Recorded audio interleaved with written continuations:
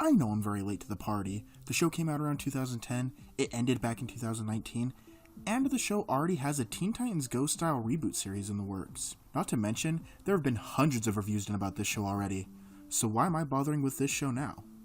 Well, to be honest, I was never a fan of this show. My only knowledge of this show came from the fandom, which was something I was very interested in. The fandom for My Little Pony Friendship is Magic blew up extraordinarily.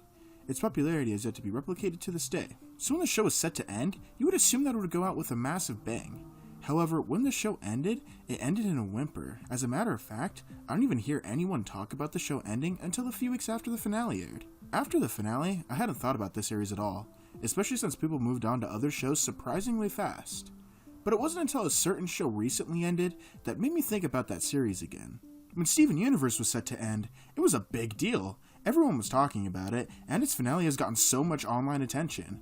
Many people have even claimed how impactful the show's been to children's animation. After seeing the response to the Steven Universe finale, I thought back to My Little Pony and the massive impact it had. I spent the past few weeks analyzing the show, and now I think I realize why the show has had as big of an impact as it did.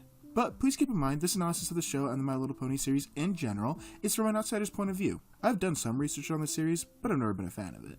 And to this day, I have seen very few episodes of Friendship is Magic, with my only other source of knowledge being seeing people talk about it in the past decade.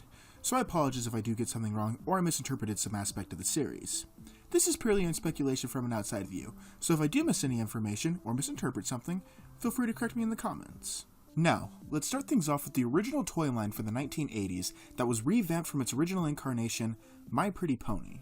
Despite some success in the 80s, the series has always been struggling to find itself in something bigger than a cult following, which looking back on the older generations of the series, you can kinda see why they failed to grab a big audience. Their older designs were not that appealing, and there wasn't much to them as a toy line. Most toy lines from that era had some deeper expanding universe.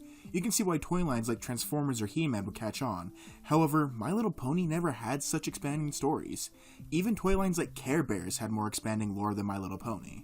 And even after the many revamps the series has gotten over the years, they never really gave My Little Pony a much bigger sense of purpose. That wasn't until the 2010 revamp, which finally explored the lore of the series in ways none of the other animations had done before. This new show explored the world, added old and new characters alike, defined the world of My Little Pony, explored character arcs, added villains, and even lasted long enough to become self-aware of its own fanbase and embrace it. This show gave the series new purpose, and no doubt the expansive lore of this incarnation of the series is what helped draw in the massive fanbase that it did. Another aspect that really helped out is the overall design and aesthetic of the show.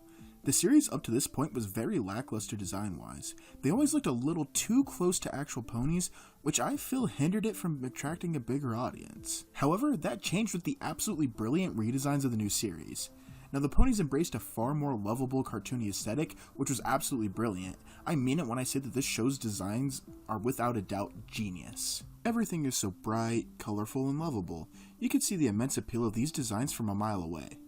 Not to mention, these designs allowed the characters to move and express themselves in ways that would have been impossible with the older versions. Also, the simplistic art style lent itself perfectly to fan art, allowing fans to express their love for the show easily. Speaking of the fandom, it also helped the series' popularity balloon out of proportion. When the series began, the showrunners didn't expect such a response from fans.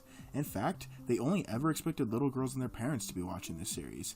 But they soon found out that even adult men were enjoying the series, coining the phrase bronies. The series' easy accessibility allowed just about anyone to jump in and enjoy it, and thanks to the internet, fans were able to communicate with each other easily, sharing their fan art, setting up chat rooms, or even online groups where they could discuss their love for the show in a variety of ways. The memes also helped with the show's popularity, but we won't be getting into those details.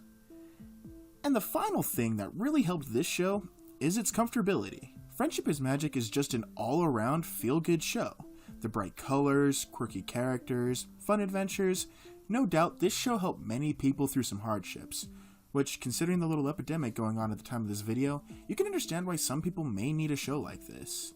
Considering all of the above, it's not hard to see why Friendship is Magic became as impactful as it was. This show single-handedly rose My Little Pony up into the ranks of Transformers and Teenage Mutant Ninja Turtles. It's sad to see a show as popular as it go out so quietly.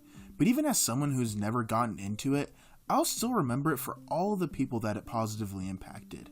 I may be a few years late getting around to reviewing this show, but in a way of seeing everything from start to finish has given me a new perspective I couldn't have had during its run. Well, that was my analysis of the show. There's plenty of other reviews on the channel you could check out if you're interested, and if you'd like to support the channel, be sure to subscribe as that really helps a lot. Thanks for watching.